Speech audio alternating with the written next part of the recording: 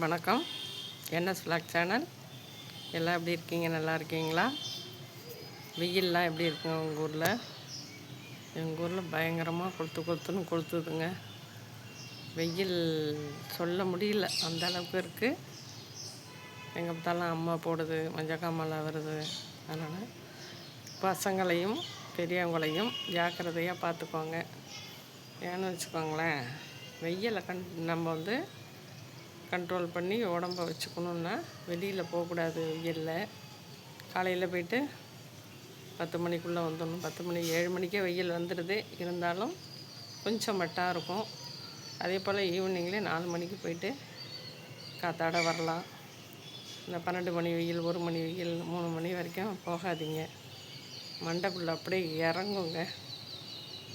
சரி, என் வீடியோஸ்லாம் பார்க்குறீங்களா? கருத்துள்ள வீடியோவாக இருக்கும். உண்மை சம்பவங்கள், உண்மை கதை, வாழ்க்கையின் தத்துவம், எப்படி வாழணும், எப்படி சிக்கனமாக இருக்கணும், என்னென்னத்துக்கு எப்படி எப்படி இருந்தால் நல்லாயிருக்கும் அப்படின்லாம் சொல்லிவிட்டு நிறைய வீடியோஸ் போட்டிருக்கேன். வீடியோஸ் எல்லாம் சப்ஸ்கிரைப் பண்ணிவிட்டு பாருங்கள். பக்கத்துலேயே உள்ள பெல் ஐக்கானையும் டச் பண்ணுங்கள். புதுசாக பார்க்குறீங்க சப்ஸ்கிரைப் பண்ணிக்கோங்க. இது கமெண்டில் உங்கள் இதை தெரிவிச்சுக்கோங்க. உங்களுடைய கமெண்ட் செக்ஷனில் நீங்கள் கமெண்ட் பதிய வைக்கலாம். வாங்க வீடியோக்குள்ளே போகும். வீடியோக்குள்ளே என்ன பார்க்க போகிறோன்னா, இன்றைக்கி வாழையடி வாழையாகன்னு சொல்லுவாங்க. அதுக்கு அந்த பழமொழிக்கு ஏற்ற நம்ம எப்படி இருக்கணும். வாழை அடி வாழை. வாழை ஒன்று வளர்ந்த உடனே அது தானாகவே சிங்கம் வெடித்து சின்ன சின்ன சிங்கம் வெடித்து இருக்குங்க. அந்த பெரிய வாழை தார் போட்டதும் தானாகவே அது அழுவி போக ஆரம்பிச்சிரும், வீணாக போயிடும். அடுத்து அந்த சிங்கம் பெருசாக வளர்ந்து அடுத்த தார் போடும். அதே போல் தாங்க ஒவ்வொரு மனிதனும்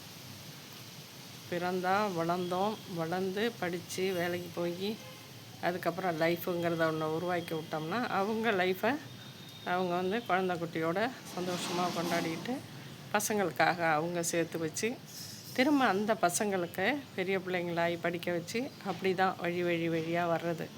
அதுக்காக தான் எல்லாமே அந்த காலத்தில் பழமொழி, உதாரணம் இதெல்லாம் தெளிவாக எழுதி வச்சாங்க.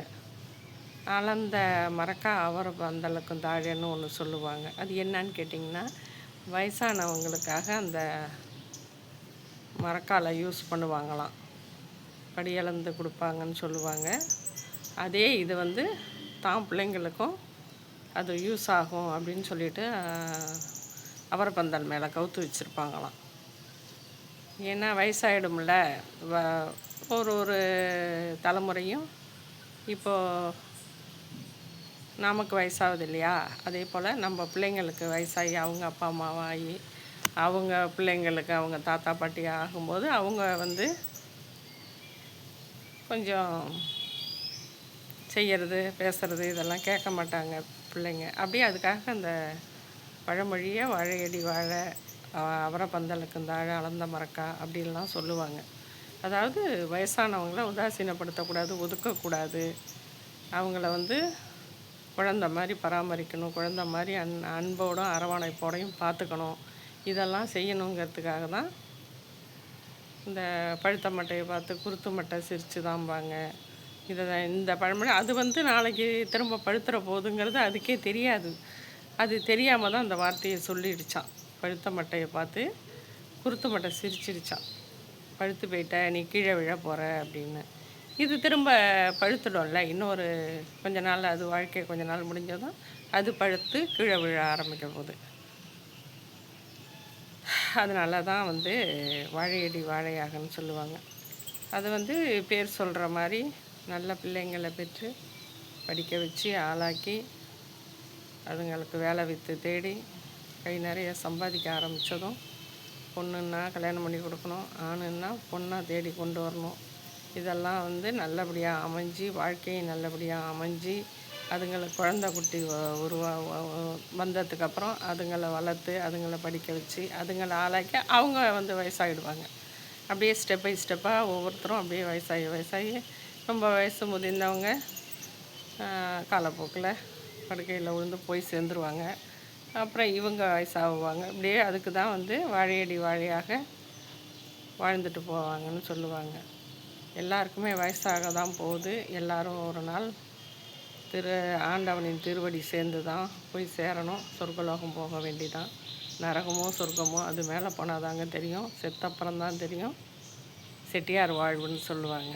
அந்த மாதிரி வாழையடி வாழையாக வாழணும். அது வந்து 4-5 சிங்கம், அதாவது தார் போட்டதும் பார்த்திங்கன்னா அந்த வாழைத்தாரை சுற்றி, அந்த வாழை மரம் பெரிய மரமாக இருந்து தார் போடுது இல்லைங்களா, அதை சுற்றி 5-6 சிங்கம் வெடிச்சிரும். இது வந்து தார் போட்டதுன்னா அவ்வளோதான், அதனுடைய உயிர் அற்றது. அது தாரை வெட்டினதுமே அது உயிர் போயிடும். அதனால் அது என்ன பண்ணணுன்னு கேட்டிங்கன்னா, அது தான் பிள்ளைங்களை சைடில் ஒரு 10 கண்ணை உருவாக்கி விட்டுட்டு அந்த வாழை மரம் வேற மடிஞ்சு போயிடும். அதே போல் தான் மனுஷரும் வாழையடி வாழையாக வாழணும் அப்படிங்கிறது பழமொழியாக உருவாக்கி வச்சாங்க. அந்த பழமொழியெல்லாம் இப்போ எங்கெங்கே யூஸ் ஆகுது சொன்னோம்னாலே, எந்த காலத்தில் நீ இருக்க, அதெல்லாம் இப்போதைக்கெல்லாம் வேலைக்கு ஆகாது. படித்தானா, சம்பாதிச்சானா, சாப்பிட்டானா, ஆண்டு அனுபவிச்சானா, போய் சேர்ந்தானா, இப்போலாம் 50 வயசுக்குள்ளே நமக்குலாம் காலம் வந்தாலும் நாங்கள் போக ரெடி அப்படிங்கிற மாதிரிக்க பேசுதுங்க. அதுங்கள்ட்ட பேசக்கூட முடியல, அட்வைஸ் பண்ண முடியல. ஆரோக்கியமாக இருக்கணுங்கிறதுக்கான டிப்ஸு கொடுத்தா அதை ஏற்றுக்கிற தன்மை கிடையாது பிள்ளைங்கக்கிட்ட. அதுங்க முற்போக்கு சிந்தனையாளர் மாதிரி பேசுதுங்க. எல்லாமே அதுங்களுக்கு தெரியும் அப்படிங்கிற மாதிரி பேசுதுங்க. அதனால் தத்துவமோ பழமொழியோ எதுவுமே அதுங்கள்ட்ட செயல்பட மாட்டேங்குது. இருக்கிற வரைக்கும் சந்தோஷமாக இருங்க, சண்டை சச்சரவு இல்லாமல் இருங்க, பெற்றவங்களை பாதுகாத்து பத்திரமா வச்சுக்கோங்க. அதுதான் உங்களுக்கு தெய்வம் துணை. ஒரு பெரியவங்க வீட்டில் இருந்தாங்கன்னா அது வந்து எவ்வளோ பெரிய துணைங்கிறது அவங்க அனுபவத்தில் தான் தெரியும். இருக்கும்போது அவங்களுடைய அனுபவம் தெரியாது. ஒரு நாள் அவங்க வந்து போனதுக்கப்புறம், ஐயோ நான் அப்படி நினைக்கலையே, அப்போது ஐயோ நான் இதை எதிர்பார்க்கலையே அப்படின்னு சொல்லிவிட்டு அழுதுட்டு, அதுக்கப்புறம் தாரத்தப்பட்டையெல்லாம் வச்சு அடித்து பல்லக்கு வச்சு தூக்கி என்னங்க பண்ணி அந்த அம்மா இருக்கும்போது நல்லபடியாக வச்சுக்கணும். அதுதான் வந்து பண்பாடு. தானாக இருக்கணும் பாசம், கேட்டு வாங்கக்கூடாது. கேட்டு வாங்கிறதுக்கு பாசம் எந்த கடையிலையும் விற்கலை, அதுதான் உண்மை. அது தானாக இருக்கணும். இல்லாதவங்களுக்கு வந்து சொல்லியோ இல்லை உறவேற்றியோ அதை வந்து பாசத்தை வந்து ஏற்ற முடியாது. தானாக வரணும். தானாக வரலைன்னா அது அவ்வளவுதான், அவங்க கொடுத்து வச்சது அவ்வளோதான். அதனால் தாய் வந்து மகன் மேலே ஒரு கடுகளவு கூட வெறுப்புத்தன்மையோ, அதாவது பாசம் இல்லாமல் நடந்துக்கவே மாட்டா. தாய்ங்கிறவ பரிபூரண சுத்தமான தெய்வத்துக்கு சமானம். முதல் கடவுள் தாய் தகப்பன் தான், அதுக்கப்புறம் தான் தெய்வம் எல்லாம். அதை மதித்து தாய் தந்தையரை மதித்து வாழ கற்றுக்கோங்க. வாழையடி வாழையாக வாழணும்னா பெற்றவங்களுடைய ஆசீர்வாதம் வேணும்.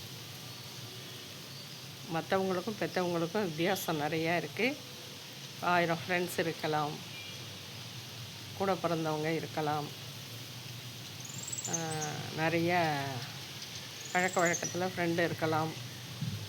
யார் இருந்தாலும் தாய் தகப்பன் மாரி ஒரு உண்மையான, நீங்கள் எவ்வளோ உதாசீனப்படுத்தினாலும், எவ்வளோ திட்டினாலும், எவ்வளோ நீங்கள் அவங்கள காரி துப்புனாலும் அவங்க உங்கள் மேலே ஒரு கடுகளவு கூட உங்களை எதிரியாக நினைக்க மாட்டாங்க, உங்களுக்கு துரோகம் பண்ண மாட்டாங்க.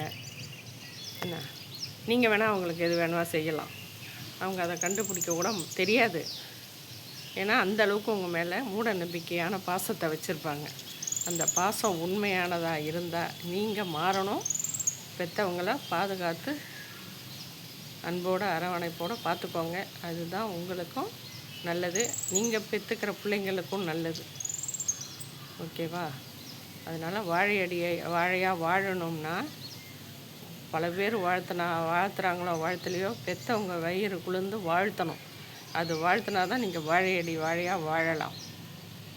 ஓகேவா? வீடியோவை ஸ்கிப் பண்ணாமல் பாருங்கள். அர்த்தமுள்ள வீடியோ தான் எல்லாமே, பார்த்து பயன்பெறுங்க. இன்னொரு வீடியோவில் சந்திப்போம். பாய்.